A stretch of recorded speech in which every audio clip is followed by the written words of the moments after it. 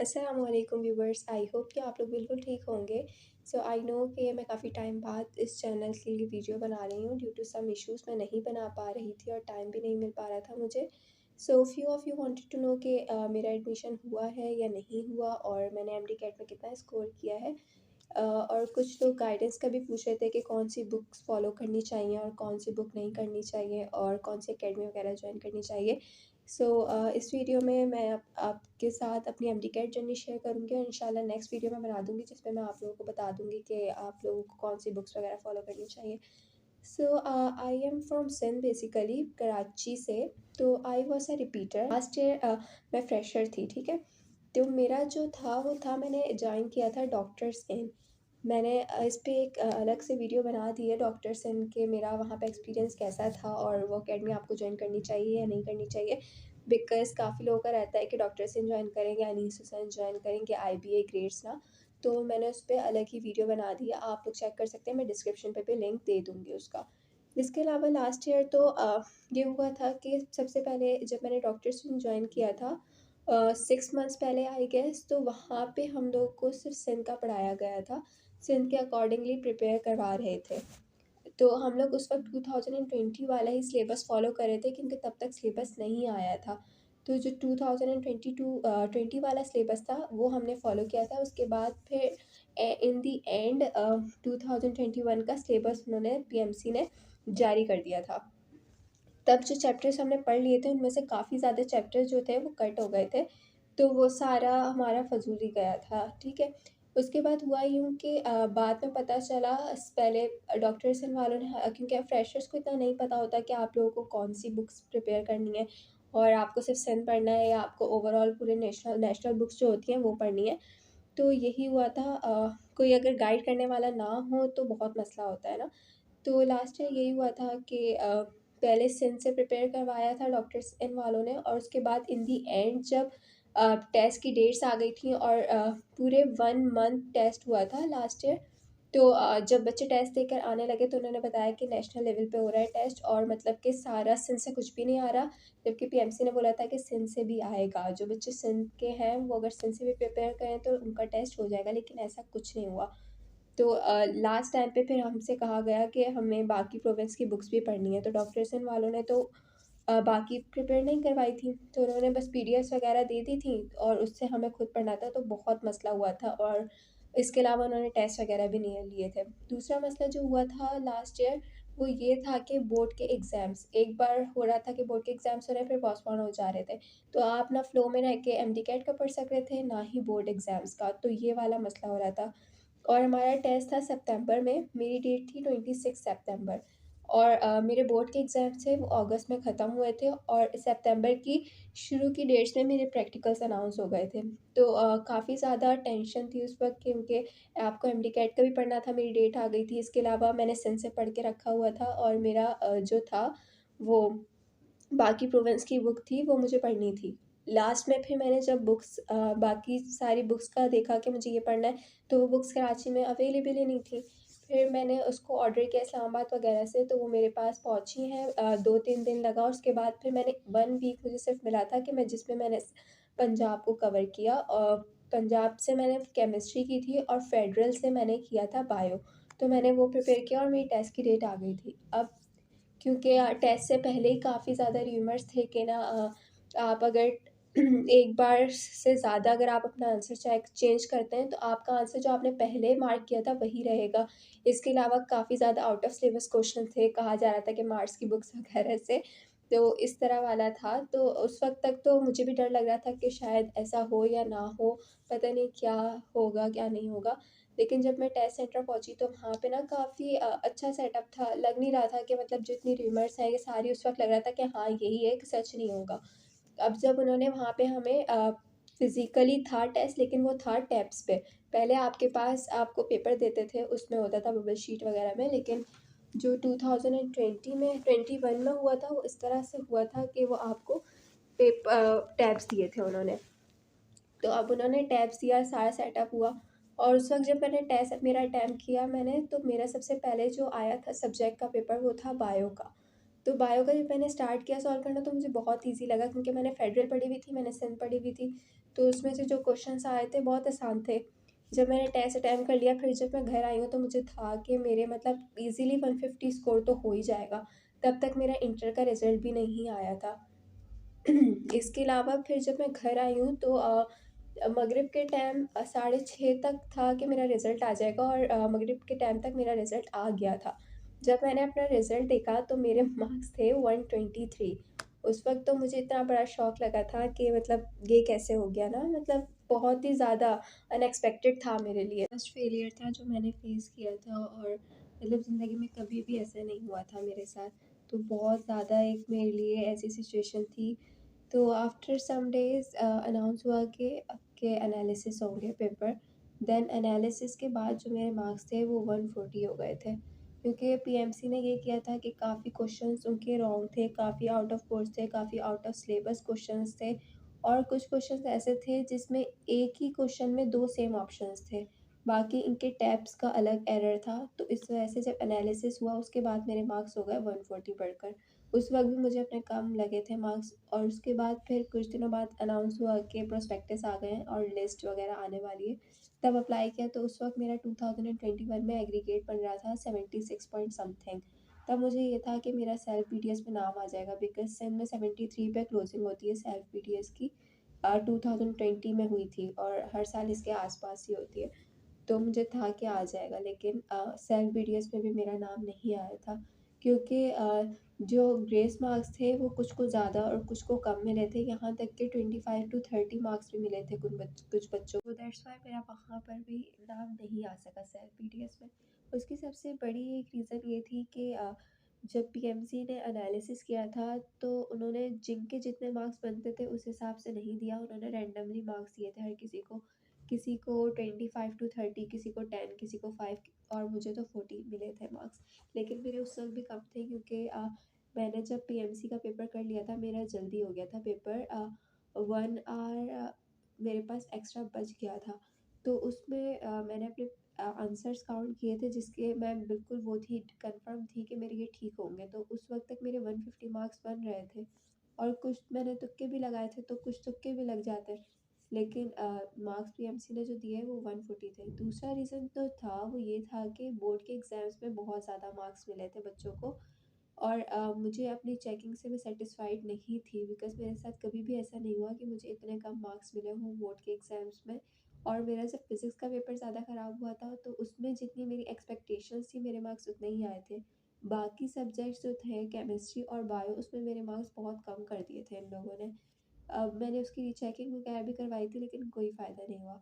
Then मैंने mind बनाया अपना रिपीट करने का, और मार्च से मैंने अपनी प्रिपरेशन स्टार्ट कर दी थी। अब मेरे पास एक एक्सपीरियंस था, मुझे पता था कि किस तरह का पेपर आता है और किस तरह से मुझे एक पढ़ना है। मैंने अपनी सारी स्ट्रेटजी बनाई। मैंने नीट के लेक्चर्स लिए, बायो के लिए, कुछ केमिस्ट्री के लिए भी लिए थे। इसके अलावा फिर फ़िज़िक्स के लिए भी मैंने कुछ ट्रिक्स वगैरह के लिए वहाँ के लेक्चर लिए थे। इसके अलावा मैंने पीटी भी पढ़ी, इसके अलावा केपीके, फेडरल और सिंध भी पढ़ी। लेकिन इन तीनों बुक्स को मैंने ज़्यादा फ़ोकस किया था, जो बाकी प्रोविंसेस की थी, अपने प्रोविंस की नहीं। बिकॉज़ सिंध की जब मैंने लास्ट ईयर का पेपर देखा था तो सिंध से कुछ भी नहीं आया था। लेकिन आपको सेफ साइड पे रहने के लिए पढ़ना पड़ता है। तो मैंने इसी तरह पढ़ाई स्टार्ट कर दी। कोई अकेडमी वगैरह जॉइन नहीं की थी। मैंने लास्ट में जॉइन किया था, फिज़िक्स एंड सेकंड का सेशन स्टार्ट हुआ था न्यू 2022 में ही। तो मैंने उनका वो सेशन स्टार्ट किया, जॉइन किया था। वो सेशन भी अच्छा था, वहाँ पे मेरे मार्क्स अच्छे आ जाते थे हर सब्जेक्ट में। सिर्फ केमिस्ट्री में होता था थोड़ा सा मसला, और बाकी मैंने इंग्लिश की प्रिपरेशन नहीं स्टार्ट की थी, तो मैं इंग्लिश के एमसीक्यूज़ वहाँ पे सॉल्व नहीं करती थी। वो मैंने लास्ट मंथ के लिए छोड़े हुए थे कि जब मैंने अपनी प्रिपरेशन स्टार्ट करूँगी तब वहाँ की टेस्ट सॉल्व कर लूँगी। तो मेरी फ़िज़िक्स और बायो की प्रिपरेशन बहुत अच्छी थी। इंग्लिश की मैंने स्टार्ट नहीं की थी एंड तक, और जो केमिस्ट्री थी वो मेरा सबसे डिफ़िकल्ट सब्जेक्ट था, जो मुझे सबसे ज़्यादा तंग करता था। अब एंड में जब 1 और 1.5 मंथ रह गए तब अनाउंस हुआ कि आपका जो टेस्ट होगा वो प्रोविंशियल लेवल पर होगा। उसके बाद फिर मुझे ये था कि अब मुझे सिर्फ़ सिंध पे फ़ोकस करना है, बिकॉज़ मैंने सिंध पे इतना ज़्यादा फ़ोकस नहीं किया था। उसके बाद मेरे पास जितना टाइम था उसमें मैंने सिम पे फ़ोकस किया, मैंने अपनी इंग्लिश ठीक की, जो इंग्लिश करनी थी वोकैबलरीज़ वगैरह मैंने नहीं की थी। बिकॉज़ सिंध अगर लेती भी है तो इतनी वोकैबलरीज़ नहीं आती, तो वो मैंने छोड़ दिया था कि उसके अलावा बाकी चीज़ों पे अगर टाइम दे दूँ, अगर वो गलत भी हो जाते हैं तो इतना मसला नहीं होगा। तो ऐसे ही हुआ था पेपर में कि वोकैबलरीज़ नहीं आई थी। अब मैंने लास्ट टाइम में सब प्रिपरेशन डन कर ली। मेरा जो सेंटर था वो था DUHS। तो सबसे पहले तो डाउ का नाम सुन के और देख के ही डर लगता है, बिकॉज़ कराची के जो स्टूडेंट्स होते हैं उनका ड्रीम यूनिवर्सिटी एक ही होता है, कराची का डाउ यूनिवर्सिटी। तो अब मेरा सेंटर वो था, जब सेंटर मेरी डेट आई थी 13 नवंबर। बहुत बार एमडी-कैट डिले हुआ था 2022 का, और फाइनली जो डेट आई थी वो 13 थी। अब जब मैं वहाँ पे गई तो काफ़ी अच्छा सेटअप था, डर भी लग रहा था, ज़ाहिर-सी बात है 1 साल पहले ही ज़ाया हो चुका था। अब जब मैंने टेस्ट करना स्टार्ट किया तो सबसे पहला क्वेश्चन मेरे पास 2022 में भी बायो का ही था। अब जब बायो का मैंने स्टार्ट किया तो जब स्टार्टिंग के क्वेश्चंस बहुत easy, paper was too much easy. इसके अलावा जब मैंने 15 टू 20 क्वेश्चंस कर लिए, उसके बाद आउट ऑफ सिलेबस वाले क्वेश्चंस आना स्टार्ट हो गए थे। उसकी वजह से मुझे बहुत टेंशन हुई थी। मेरा जो सारा फ्लो था और सारा कॉन्फिडेंस लेवल था वो बिल्कुल एकदम से डाउन हो गया था, बिकॉज़ बहुत ज़्यादा आउट ऑफ सिलेबस क्वेश्चंस आ रहे थे और फर्स्ट ईयर में पेपर्स नहीं हुए थे, तो उसकी भी इतनी ज़्यादा तैयारी नहीं थी फर्स्ट ईयर की। तो आउट ऑफ सिलेबस वाले क्वेश्चन उस टाइम बिल्कुल ब्लैंक थी मैं, जो फर्स्ट ईयर के थे। सेकंड ईयर के कुछ याद थे क्वेश्चंस, तो वो हो रहे थे सॉल्व, और कुछ जो याद नहीं थे बिकॉज़ पढ़ा नहीं था, 1 डेढ़ साल हो गया था, तो वो सारे मैंने उस वक़्त के लिए छोड़ दिए थे कि मैं इनको एंड में देखूँगी। सेम ये चीज़ केमिस्ट्री के पेपर में भी हुआ, क्वेश्चन में भी, कि आपके आउट ऑफ सिलेबस क्वेश्चन बहुत थे, और फिज़िक्स में जो थे वो कम थे, कोई 5-6 क्वेश्चंस होंगे। इसके अलावा इंग्लिश के क्वेश्चन बहुत ईज़ी था, टू मच ईज़ी, और वहाँ पे कोई 3 से 4 क्वेश्चंस होंगे जो आउट ऑफ सिलेबस थे। जिस तरह से पैसेजेस दे दिए थे और वो सिलेबस में इंक्लूडेड नहीं था, और लॉजिकल रीज़निंग भी इतना कोई डिफ़िकल्ट नहीं था, ईज़ी था। तो जब मैंने एंड में अपने आउट ऑफ सिलेबस क्वेश्चंस, मेरे पास आधा घंटा रहता था और मेरे पास क्वेश्चंस भी इतने ही थे, कोई 30 टू 35 क्वेश्चन जो मुझे करने थे आउट ऑफ सिलेबस वाले। तो जब मैंने वो स्टार्ट किया तो ऑब्वियसली उस पे मैं सिर्फ तुक्का लगाई थी, एलिमिनेशन रूल अप्लाई करी थी। उसके बाद जो इन्विजिलेटर्स थे उनको भी मैंने नोट डाउन करवाया, वो कर नहीं रहे थे, लेकिन मैंने काफ़ी ज़्यादा उनको बोल के पेपर में नोट डाउन करवाया था कि ये सारे आउट ऑफ सिलेबस क्वेश्चंस हैं। उसके बाद जब था कि जब घर आई मैं, तो ऑब्वियसली बहुत टेंशन से, क्योंकि 30 टू 35 क्वेश्चंस तो यही निकल गए थे। फिर भी मुझे था कि मैं कुछ क्वेश्चंस टेंशन में भी अगर गलत करके आई हूँ तो 10 टू 15 मेरी एक रेंज थी कि मेरे 150 प्लस ही मार्क्स आएँगे। रात में की अपलोड होनी थी 9 बजे, और इसी टाइम पे की अपलोड हुई है, और जब की अपलोड हुई है तो मेरा बायो और केमिस्ट्री के पोर्शन में मतलब अच्छे ही जा रहे थे मार्क्स, इतने ज़्यादा रॉन्ग नहीं हो रहे थे, और मुझे था कि ज़्यादातर जो रॉन्ग हो रहे हैं वो वही हो रहे हैं जो आउट ऑफ सिलेबस क्वेश्चंस हैं। इसके बाद जब फिज़िक्स, लॉजिकल और इंग्लिश की बारी आई तो वहाँ से मेरे जो पेपर था वो बहुत ज़्यादा गलत होने लग गए, एमसीक्यूज़, और मुझे इतना वो नहीं था कि ये इतने कैसे गलत हो रहे हैं, बिकॉज़ सबसे अच्छा प्रिपेयर मेरा सब्जेक्ट फिज़िक्स और बायो ही था। केमिस्ट्री में अगर होते गलत तो समझ में आती, लेकिन केमिस्ट्री इतनी मुश्किल नहीं आई थी, बिल्कुल भी मुश्किल नहीं थी। सब वर्ड टू वर्ड क्वेश्चंस थे, और कुछ हल्के-फुल्के से न्यूमेरिकल्स होंगे, लेकिन जो आउट ऑफ सिलेबस क्वेश्चंस थे वो बस मसला था वो एक पूरा मेरा जो कोड था वो कोड ई था।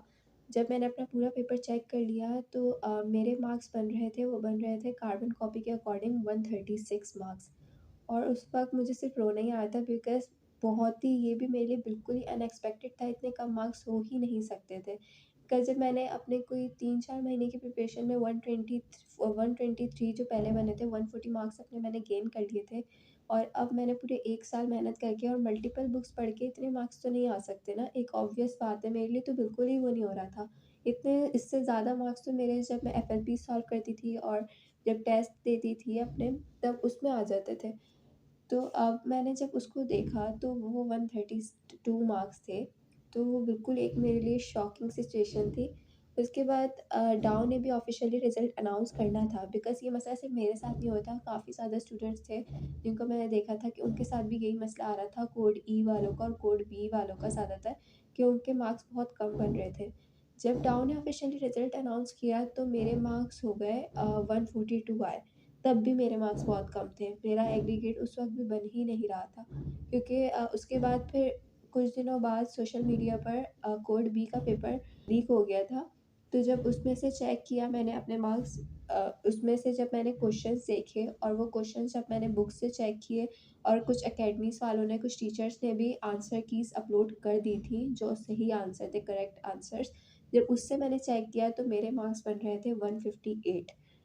तो उसके बाद जब मैंने 158 से अपना एग्रीगेट कैलकुलेट किया तो मेरा एग्रीगेट बन रहा था 82.2, जिससे मेरा एमबीबीएस और बीडीएस दोनों ही कंफर्म था।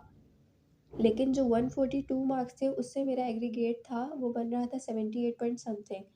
और डीएचएस को मैंने कॉल की कि आपने मेरे मार्क्स इतने कम बन रहे हैं और ये सारा मसला आ रहा है। तो कुछ दिनों बाद फिर अनाउंस हुआ कि डी आफ्टर बहुत ज़्यादा प्रोटेस्ट और उसके बाद काफ़ी अकेडमीज़ के टीचर्स ने, अनीस हुसैन ने काफ़ी हेल्प की थी, उनकी मदद के बाद फिर यूएचएस ने अनाउंस किया कि वो जो है आंसर की भी अपलोड करेंगे सही। इसके अलावा वो जो है जो बच्चों के मार्क्स कम है वो भी ठीक करेंगे। दूसरा उन्होंने ऑब्जेक्शन फॉर्म भी अनाउंस कर दिया था कि जो जिन बच्चों के कम मार्क्स हैं वो रीचेकिंग के लिए अप्लाई करना चाहते हैं तो वो अप्लाई कर दें। तो मैंने अप्लाई कर दिया। मेरे पास ये आखिरी होप थी कि मतलब अब मेरे मार्क्स बढ़ जाने चाहिए, बिकॉज़ बहुत कम बन रहा था, मेरे 1 साल ज़ाया हो चुका था और मेरे मार्क्स जो बन रहे थे वो मुझे मिल ही नहीं रहे थे। मैंने रीचेकिंग के लिए अप्लाई कर दिया। रीचेकिंग का रिज़ल्ट आना था 3 से 4 दिन बाद और वो पीएमसी ने अनाउंस करना था अकॉर्डिंग टू ड्यूएचएस। जब पीएमसी को कॉल की तो पीएमसी कह रहा था कि हाँ, हो जाएगा अपलोड और मेरिट लिस्ट की भी डेट अनाउंस हो गई थी कि आपको इस वक़्त तक मेरिट लिस्ट भी आ जाएगी और फॉर्म की भी लास्ट डेट आ गई थी। लेकिन डीएचएस ने भी अनाउंस नहीं किया और पीएमसी ने भी रिज़ल्ट अनाउंस नहीं किया। सिर्फ़ वो बोलते रहे कि हाँ, अनाउंस करेंगे, लेकिन रिज़ल्ट अनाउंस ही नहीं हुआ। देन मेरिट लिस्ट आ गई। जब मेरिट लिस्ट आने वाली होती है तो काफ़ी टीचर्स प्रेडिक्ट कर देते हैं कि यहाँ तक मेरिट जाएगा। ख़ास तौर पर डॉक्टर्स, इनकी जो प्रेडिक्शंस होती हैं वो बिल्कुल ठीक होती है, उससे लो ही जाती है। तो जो डॉक्टर्स वालों ने बताया था कि 77 तक बीडीएस की क्लोजिंग होगी इस बार। इसके अलावा सिंध बोर्ड टीचिंग के जो सर हैं डॉक्टर अली असगर, उन्होंने भी बताया था कि 77-76 तक बीडीएस की क्लोजिंग होगी और मेरा एग्रीगेट 78.3 या 2 बन रहा था इस तरह से। तो मुझे ये था कि मेरा बीडीएस तो कन्फर्म है, बिल्कुल कन्फर्म था मुझे। लेकिन जब लिस्ट अनाउंस हुई तो मतलब कि जिनका बीडीएस कन्फर्म था उनका तो कहीं भी नहीं हो रहा था, जिनका एमबीबीएस कन्फर्म था उनका बीडीएस हो रहा था बिकॉज़ ऑफ बोगस डोमिसाइल। जो बच्चे फेक डोमिसाइल बनाते हैं उनकी वजह से। दूसरा मेन रीज़न जो था वो ये था कि सिंध, इंटीरियर सिंध के बच्चों ने भी बोगस डोमिसाइल बना के कराची में अप्लाई किया हुआ था और पंजाब के, केपी के, ये सारे स्टूडेंट्स ने भी बना के यहीं पे अप्लाई किया हुआ था। इसकी वजह से मेरिट बहुत हाई चला गया था और अभी तक तो बीडीएस की लिस्ट नहीं लगी है। एक्सपेक्टेड है कि 2 टू 3 डेज़ में लग जाएगी वो। तो अब जो मेरा मेरिट नंबर है वो 2000 प्लस है। सेल्फ बीडीएस फिर से वही बात आ गई। सो ये हुआ था। बाकी सारी इस जर्नी में मैंने यही सीखा है कि आपके पास हार्ड वर्क से ज़्यादा लक मैटर करती है। 50% हार्ड वर्क और may be more than 50% luck matter करती है। बिकॉज़ 100% मैंने अपना दे दिया था जितनी मेहनत मैं कर सकती थी, लेकिन स्टिल जो नसीब में होता है और जो अल्लाह की मर्ज़ी होती है वही होता है। 2021 में पीएमसी ने ब्लंडर्स किए, 2022 में डीएचएस ने ब्लंडर्स किए। इसी तरह चलता रहता है, इसीलिए लक बहुत मैटर करती है मेडिकल फील्ड में, स्पेशली एमबीबीएस और बीडीएस के एडमिशन के लिए। बाकी मैंने साइकोलॉजी में अप्लाई किया था तो वहाँ मेरा नाम आ गया और दैट्स इट। आई होप कि आप लोगों को वीडियो अच्छी लगी होगी। अगर वीडियो अच्छी लगी है तो लाइक, शेयर, सब्सक्राइब करना ना भूलिएगा। इसके अलावा जो गाइडेंस की वीडियो हो इंशाल्लाह मैं नेक्स्ट वीडियो में बना दूँगी और बता दूँगी कि आप लोग को कौन सी बुक्स फॉलो करनी चाहिए। That's all for today's video. अल्लाह हाफ़िज़।